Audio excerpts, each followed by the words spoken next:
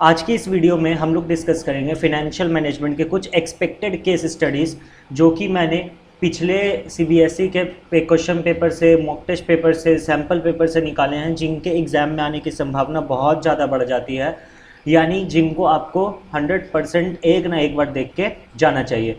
Hi there everyone, my name is Gurpreet Singh. Welcome और welcome back to commerce वाले। आप सभी का कॉमर्स वाले पे बहुत बहुत स्वागत है। चलिए आज की वीडियो को शुरू करते हैं। Case study number 1, Ramnath limited is dealing in an import of organic food items in bulk. नहीं, हम लोग ऐसे बिल्कुल नहीं पढ़ेंगे। How to solve case study video upload कर दिया, वो देख लेना। उसमें मैंने बताया है स्टेप नंबर 1 की सबसे पहले नीचे से पढ़ना है, पूछ क्या रहा है। Identify the financial concept discussed in the above paragraph. ठीक है, मतलब फिनेंशियल से रिलेटेड है। Also state any 2 points of importance of the financial concept so identified. चलिए देखते हैं।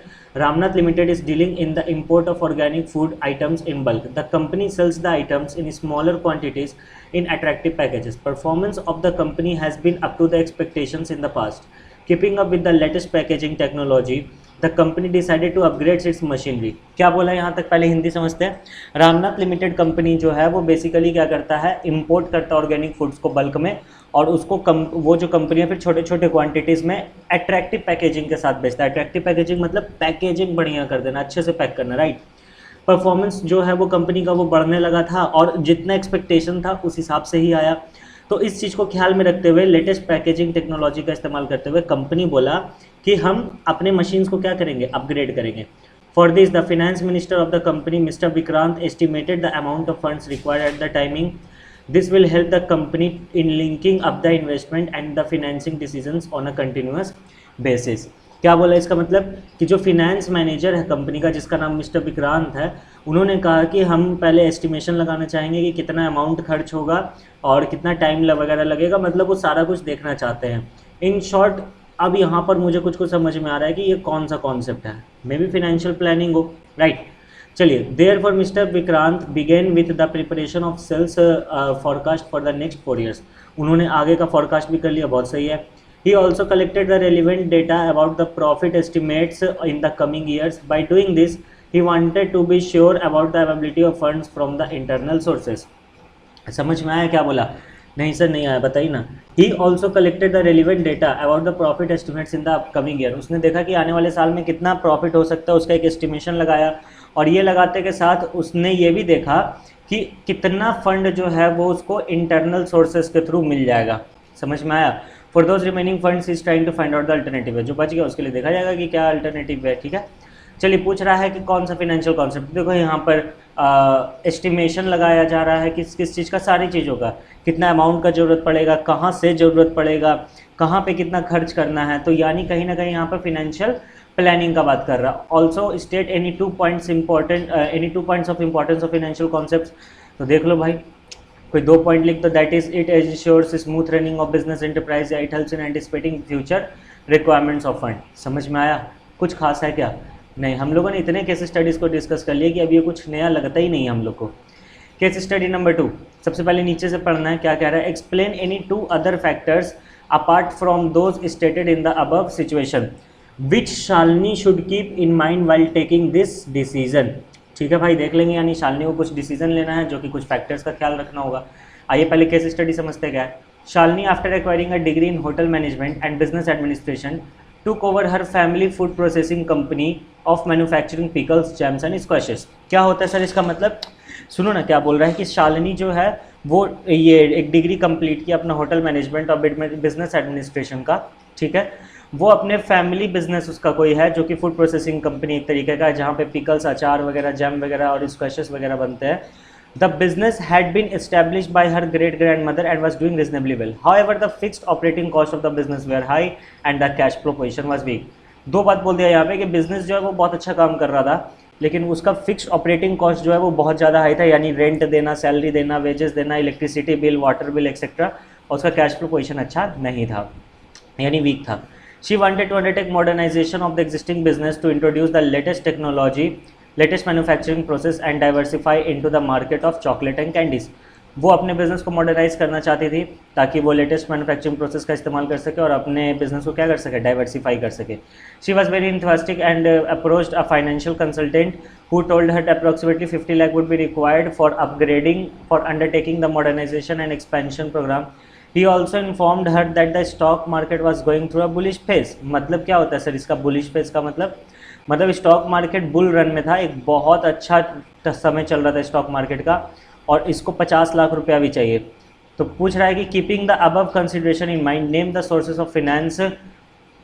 शालिनी शुड नॉट, यहाँ पे नॉट का बात किया, not, Shalini should not choose for the financing of modernisation and expansion of her food processing business, give one reason to support your answer.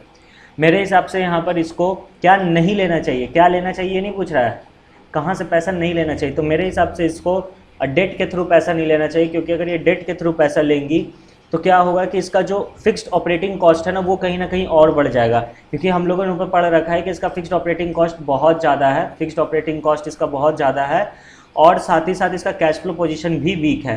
तो अगर हम लोगों को इसके बिजनेस को लॉन्ग रन से बचाना है, और गिवन कि अगर मार्केट भी बुल रन में चल रहा है, तो इट्स बेटर कि कहाँ से पैसा उठा ले, इक्विटी से उठा ले, डेट से उठाने का कोई भी फायदा नहीं है। बोलता कोई और 2 अदर फैक्टर बताइए, तो तुम लिख सकते हो अपने मन से, दैट इज़ रिस्क वाला फैक्टर हो गया, फ्लेक्सिबिलिटी हो गया, है ना, मतलब अगर स्टॉक मार्केट से उठाएंगे तो रिस्क ध्यान में रखना पड़ेगा, बहुत सारा चीज़ है ना। ठीक है, समझ में आ गया। चलो नेक्स्ट आते हैं केस स्टडी नंबर 3 पे। केस स्टडी नंबर 3 क्या बोल रहा है थोड़ा सा देख लेते हैं इसको बढ़िया से। हाँ चलो देखते हैं। Identify the factor affecting fixed capital requirement of the fashions private limited. क्या कौन सा ऐसा फैक्टर है जो अफेक्ट करता है, चलिए देखते हैं। Radhika and Vani who was young fashion designers left their job with a famous fashion designer chain to set up a company Fashionate private limited. उसने अपनी जॉब छोड़ दी, ठीक है। They decided to run a boutique during the day and coaching classes for entrance exams during the evening, ठीक है। For the coaching center, they hired the first floor of nearby building. Their major expense was money spent on the photocopying of notes for the student. They thought of buying photocopier, knowing fully that their scale of operation was not sufficient to make full use of photocopier. इन्होंने समझा देते हिंदी में हो क्या रहा है यहाँ। राधिका और वानी 2 यंग फोटो कह रहे हैं, फैशन डिज़ाइनर्स है। इन्होंने अपनी जॉब छोड़ दी और एक अपना कंपनी खुद का शुरू किया, फैशनेट प्राइवेट लिमिटेड। उन्होंने डिसाइड किया दिन में काम करेंगे, शाम में हम लोग क्या करेंगे, एक कोचिंग क्लासेस चलाएंगे जो एंट्रेंस एग्जामिनेशन का तैयारी करवाएगा डिज़ाइनिंग कोर्सेज में, ठीक है। तो अपने कोचिंग के लिए उन्होंने फर्स्ट फ्लोर पे अगल बगल वाली बिल्डिंग के फर्स्ट फ्लोर को हायर कर लिया, और ज़्यादातर जो उनका मेजर एक्सपेंस होता था वो फोटोकॉपी के लिए जाता था, क्योंकि स्टूडेंट्स के लिए नोट्स देना होता था। तो उन्होंने सोचा कि एक फ़ोटोकॉपियर को रख लेते हैं, लेकिन उन्होंने ये भी सोचा कि अगर फ़ोटोकॉपियर को रख लेंगे तो इतना तो यूज़ आएगा ही नहीं जितना उसका एक फ़ीस होगा। तो in the basement of the buildings, उसी बिल्डिंग में जिस बिल्डिंग में उनका खुद का एक कोचिंग क्लासेस था फैशनेट प्राइवेट लिमिटेड वाला, तो Praveen and Ramesh were carrying on a printing and stationery business in the name of New Prints private limited. Radhika approach करती है उनको और प्रपोजल देती है, प्रपोजल वो वाला नहीं, ये पढ़ने वाला, कि भाई buy a photocopier jointly which could be useful for both of them. कह रही है कि भैया साथ में हम लोग अकेले अकेले अगर, माफ़ करना फिर से बोलते हैं, कह रही है यहाँ पे कि हम लोग अकेले अकेले अगर फोटोकॉपियर रखेंगे हमारा इन्वेस्टमेंट ज़्यादा लगेगा। तो यहाँ पे कह रही है अकेले अकेले से बढ़िया है साथ में रख लेते फोटोकॉपियर, आपका भी काम आ जाएगा, मेरा भी काम आ जाएगा। देखो इतना बड़ा केस स्टडी का एक छोटा सा ही आंसर निकल के आता है। देखो क्या है, यहाँ पर इन लोग ज्वाइंट वेंचर का कहीं ना कहीं बात कर रहा है। देखेंगे यहाँ पे लिखा होगा is the level of collaboration. Question पूछा ना, identify the factors affecting the fixed capital requirement. तो factor which affecting the fixed capital requirement is the level of collaboration. जितना ज़्यादा कोलैबोरेट करेंगे उतना कम हमको क्या करना पड़ेगा, अपना कैपिटल लगाना पड़ेगा, फिक्स्ड कैपिटल। चलिए केस नंबर 4 पे बात करते हैं। केस नंबर 4 छोटा सा है तो ऊपर से ही पढ़ेंगे। Rijul Bhattacharya after living his job wanted to start a private limited company with his son. His son was keen that the company may start manufacturing a mobile phones with some unique feature. उसके बेटे को चाहिए था कि एक ऐसा company खोले जो मोबाइल फ़ोन्स बनाए, लेकिन रिजुल भट्टाचार्य को लगता है कि मोबाइल फ़ोन जो है ना वो क्विक ऑब्सोलेंस के साथ है। क्विक ऑब्सोलेंस मतलब टेक्नोलॉजी के समय के साथ वो क्या हो जाता है, यूज़लेस हो जाता है। जैसे होता है ना कि समय के साथ हम लोग फिर फ़ोन्स को यूज़ नहीं करते, हम लोग फिर नए फ़ोन की तरफ चल जाते हैं। And a heavy fixed capital investment would be required for regularly in the business. Therefore, he convinced his son to start a furniture business. उन्होंने कहा कि बेटा देखो हम लोग को ये बिज़नेस नहीं करना चाहिए स्मार्टफोन वाला, हम लोग को कौन सा बिज़नेस करना चाहिए, हम लोग को बिज़नेस करना चाहिए फर्नीचर का। Identify the factor affecting fixed capital requirement which made Rijul Bhattacharya choose the furniture business over mobile phones. पूछ रहा भैया बताओ कौन सा फिक्स्ड कैपिटल का एक ऐसा पॉइंट है जिसके कारण रिजुल ने क्या कहते हैं उसको, मोबाइल फ़ोन का बिजनेस छोड़ के फर्नीचर का बिजनेस को चुना। तो हम कह सकते हैं यहाँ पे टेक्नोलॉजी अपग्रेडेशन है ना। अरे अपने दिमाग से सोचो, टेक्नोलॉजी अपग्रेडेशन ही तो है। क्या बोल रहे हैं यहाँ पे कि समय के साथ बार बार स्मार्टफोन क्या होते जाएगा, ऑब्सोलीट होते जाएगा, कुछ ना कुछ नया आते ही रहेगा, यानी टेक्नोलॉजी अपग्रेडेशन का यहाँ पे बात हो रहा है। देखिए आपके सामने होगा, है ना टेक्नोलॉजी अपग्रेडेशन। हाँ सर बिल्कुल है, ठीक है। चलो क्वेश्चन नंबर 5 पे आते हैं, बहुत छोटा छोटा है। Yogesh a businessman is engaged in the purchase and sale of ice cream, identify his working capital requirement by giving reasons to support your answer. Now he is keen to start his own ice cream factory, explain any 2 factors that will affect the fixed capital requirements. क्या बोला है यहाँ पे, ध्यान से समझेंगे इस चीज़ को। बोलता है यहाँ पे क्या बोलता है, ये क्या लग गया, ओहो हाँ ठीक है। यहाँ पे बोलता है कि योगेश एक बिजनेसमैन है जो कि आइसक्रीम को परचेस करता है और सेल करता है, यानी आइसक्रीम में ट्रेड करता है। पूछ रहा है बताइए इसका कैपिटल रिक्वायरमेंट कितना होगा, वर्किंग कैपिटल रिक्वायरमेंट बहुत कम होगा, इसको बहुत कम कैपिटल रिक्वायरमेंट चाहिए ना, वर्किंग कैपिटल रिक्वायरमेंट। क्यों सर क्यों, क्योंकि वो क्या करता है, वो ट्रेड करता है, मैन्युफैक्चर थोड़े करता है, एक जगह से खरीदे खुद ला के बेच दे दूसरी जगह पे, तो वर्किंग कैपिटल कम चाहिए। लेकिन अब बोल रहा है now he is keen to start his own ice cream factory, explain in 2 factors that will affect his fixed capital requirements. बोल रहा है भैया अभी अपना ये फैक्ट्री शुरू करना चाहता है, तो बताइए क्या करे। अगर ये अपना फैक्ट्री शुरू करना चाहता है तो भाई इसको ज़्यादा फिक्स कैपिटल का जरूरत पड़ेगा, ज़्यादा वर्किंग कैपिटल का जरूरत पड़ेगा, उसके लिए लेवल ऑफ कोलैबोरेशन करना पड़ेगा, है ना। उसके लिए कहीं ना कहीं उसको क्या करना पड़ेगा, कोलैबोरेट करना पड़ेगा लोगों के साथ, अगर उसके पास इतना वर्किंग कैपिटल नहीं है तो। नहीं तो फिर अल्टरनेटिव उसको खोजना पड़ेगा। देखिए यही 2-3 बातें लिखी होंगी, level of collaboration, financial alternative available, है ना, ये सारी बेसिक बातें हैं, ठीक है। देखिए पहला में लिखा है working Yogesh will be less, he is engaged in trading. ये सब तुम लोग को आता है, ये कुछ बताने से थोड़े है। सर आता है तो फिर क्यों करा रहे हो, practice Babu practice. Case study number 6, Amar is doing his transport business in Delhi, his buses are generally used for tourist place from Jaipur and Agra. Identify the working capital requirement for Amar. Give reasons to support your answer. Further, Amar wants to expand and diversify transport business. Explain any further 2 factors that will affect his fixed capital requirements. तो ये तो और easy हो गया ना आप लोग के लिए, ये तो और ईजी हो गया। कह रहा है कि इसका एक ट्रांसपोर्ट बिजनेस है दिल्ली में, जो कि बस वगैरह जो चलता है जयपुर और आगरा में ही चलता है, तो सब अगल बगल में दिल्ली का, तो वर्किंग कैपिटल कम चाहिए। लेकिन यहाँ पे बोल रहा है कि further Amar wants to expand या डाइवर्सिफाई, अगर उसको एक्सपैंड करना है विच मीन्स उसको अपना बिजनेस ग्रो करना है, तो यानी कहीं ना कहीं उसको डिमांड बढ़ाना होगा, डिमांड बढ़ेगा तो वो सप्लाई बढ़ा सकता है। हाँ सर समझ में आया। और डाइवर्सिफिकेशन का मतलब क्या होता है सर, डाइवर्सिफिकेशन का मतलब होता है कुछ नया प्रोडक्ट लाइन में ऐड कर देना। जैसे बस चलाता है, हो सकता है कि ये खुद का एक ढाबा खोल सकता है, नया प्रोडक्ट लाइन आ जाएगा कि उस रूट से जाएंगे तो इस पर्टिकुलर ढाबा पे रुकेंगे और बिजनेस करेंगे। समझ में आ रहा है, हाँ सर समझ में आ रहा है। नया प्रोडक्ट लाइन जोड़ दिया गया, ठीक है, कोई दिक्कत। और भी प्रोडक्ट जोड़ सकता है, जैसे अगर इसका क्या कहते हैं, इसको ट्रांसपोर्ट का बिजनेस है तो ये ट्रक वगैरह का भी बिजनेस शुरू कर सकता है, ये टैक्सीज वगैरह का भी बिजनेस शुरू कर सकता है, ट्रैवल का बिजनेस, बहुत सारा ऑप्शन है, कितना बताएं, खत्म नहीं, ऐसा लिस्ट है।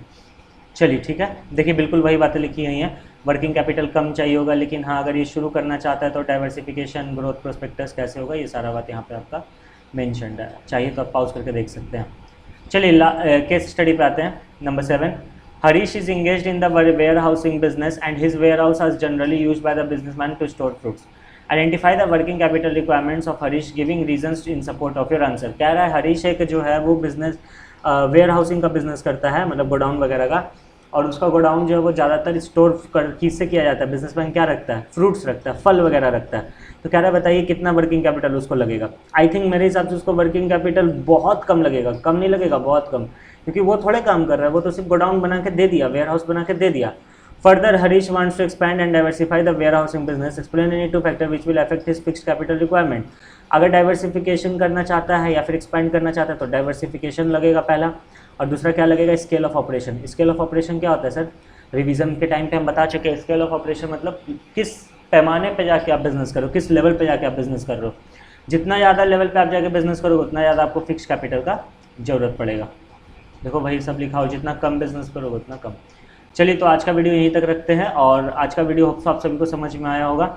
अगर समझ में आया तो चैनल को लाइक सब्सक्राइब कर दीजिए, शेयर भी कर दीजिए अपने दोस्तों के साथ। मैंने हर एक चैप्टर का केस स्टडी डिस्कस कर रखा है, उसकी प्लेलिस्ट आपके स्क्रीन के लेफ्ट हैंड साइड पे आ रही होगी, क्लिक करके देख लो।